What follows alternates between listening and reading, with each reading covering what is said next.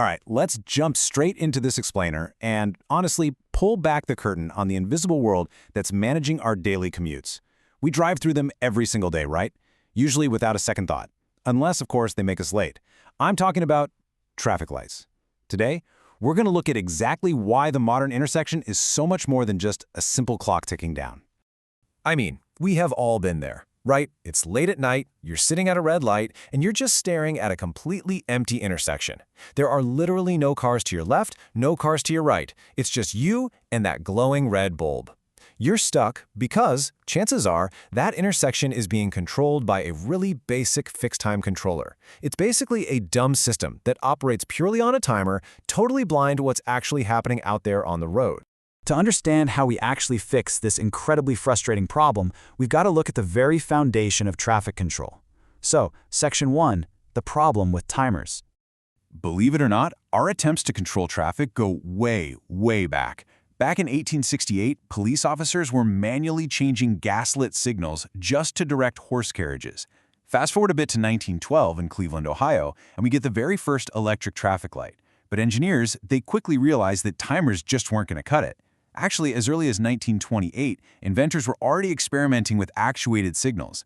Get this, they were literally using the sound of a car honking at the intersection to trigger a light change. Wild, right? But it wasn't really until the 2000s that we truly entered the modern era of smart communicative networks. So the crucial point here is understanding the difference between the two core systems. On one hand, you have fixed-time signals. These use an electromechanical controller and a basic dial timer. They're super cheap, low maintenance, and highly predictable. But their fatal flaw? They cause massive, totally unnecessary delays when traffic is light. Actuated signals, on the other hand, dynamically react to vehicle demand using sensors. They essentially stop the clock and change the lights based on who is actually sitting there, which drastically reduces your idle time. Now, if actuated signals are so much better, how do they actually know you're waiting? Well, that brings us to Section 2, Sensors Under the Street. This is honestly brilliant engineering. When you pull up to a stop bar, you might notice a faint square or a diamond shape cut right into the asphalt. That is an induction loop. Inside that pavement cut is a coil of wire, and it's fed with a specific frequency from a generator over in the control cabinet on the sidewalk. This creates a magnetic field.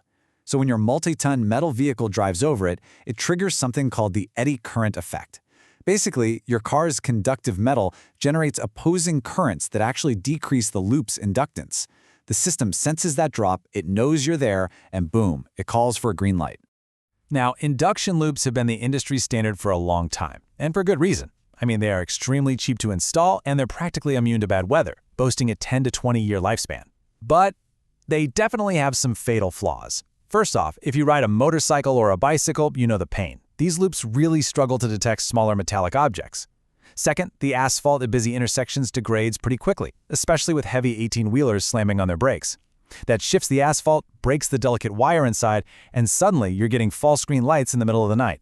Plus, whenever they break, fixing them means shutting down lanes and physically cutting up the road again.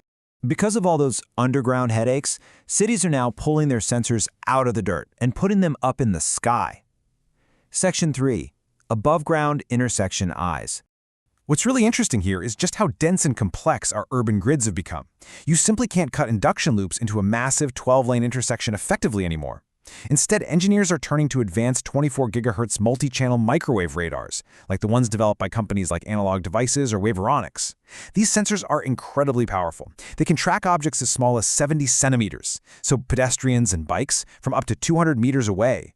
And they do it while tracking speed, direction, and multiple lanes all simultaneously.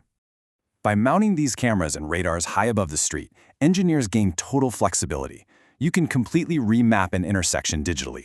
Think about it. If a road gets widened during construction, you don't need to dig up the street anymore. You literally just drag a box on a computer screen to expand the detection zone. And radar systems? They are incredibly durable. They just shrug off dust, rain, snow, you name it, all while easily detecting those motorcycles that the old underground loops completely ignored.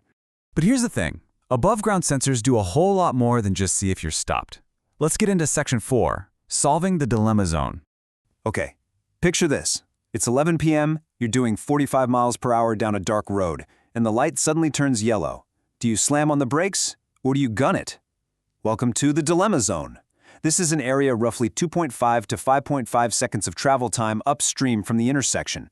It's an incredibly dangerous spot because different drivers make wildly different decisions here. The guy in front of you might slam on the brakes while you decide to accelerate, and boom, you've got a severe rear-end crash. It is literally the #1 cause of complaints about short yellow lights. And this brilliantly illustrates how modern tech is stepping in to solve this exact crisis. AI mobility platforms like NoTraffic use their advanced sensors to set up what are called invisible tripwire zones. Engineers usually label these zones E, F, and G, and they sit hundreds of feet down the road. So the radar tracks your speed, your distance, and your exact trajectory in real time. If the system realizes, hey, this car is moving way too fast and is about to get caught right in the dilemma zone when the light turns yellow, it instantly communicates with the controller. It'll dynamically extend your green light for just a second or two, ensuring you can clear that intersection safely. It's like having a guardian angel watching your speed. So, we fixed the individual intersection. But what happens when we zoom out? Section 5, the Smart Traffic Network. This is where Adaptive Traffic Control Systems, or ATCS, come into play. These are massive, citywide software engines that collect data from every single loop, camera, and radar across thousands of traffic lights. You've got Scoot, developed over in the UK back in 1979, which constantly optimizes the exact split of green time and the coordination between lights. Then there's SCATS from Sydney, which brilliantly shifts priorities on the fly for peak rush hours and public transit. You have Roads here in the US, breaking traffic into algorithmic micro-hierarchies, and the newest controllers, like the RS10 globally, are integrating AI logic and cloud management to actually predict congestion before a traffic jam even forms. And we are rapidly approaching a reality known as Vehicle-to-Infrastructure, or V2I communication. This is a total game changer. Instead of the traffic light just watching you with a radar, or feeling your car's weight with a magnetic loop, your car will directly speak to the intersection, the toll booths, and the surrounding sensors. It creates this flawless, intelligent flow where the city's infrastructure and the vehicles on the road operate together as a single coordinated organism. The crazy thing is, we are already seeing this kind of connectivity save lives today. Imagine a fire truck racing to an emergency call. In the old days, they relied on line-of-sight infrared strobes to try and change the light as they approached. But modern systems use software like Glance. By combining GPS and cellular data, this software actually senses that fire truck when it's still blocks away.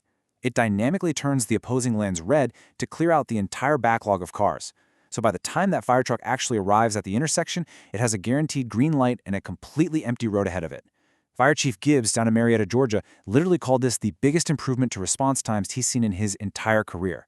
Let's put some numbers to this and see how it builds into real-world impact for all of us. When Carnegie Mellon University deployed a smart traffic pilot program using AI and connected signals right in Pittsburgh, they didn't just see a minor incremental improvement. They reduced the amount of time vehicles spent idling at red lights by a staggering 40%. I mean, that is a massive cut in wasted travel time, wasted fuel, and harmful city emissions. And they did all of that simply by making the lights smarter. It really completely changes how you view your daily drive, doesn't it? We have evolved from cops turning gas lamps and simple ticking clocks, all the way to underground magnetic loops, high-definition radar tripwires, and AI networks that can predict the flow of an entire city. So the next time you approach a green light, take a look up at the mast arm. You aren't just looking at a dumb bulb anymore. You're looking at the edge of an invisible, intelligent network working tirelessly to get you home safely.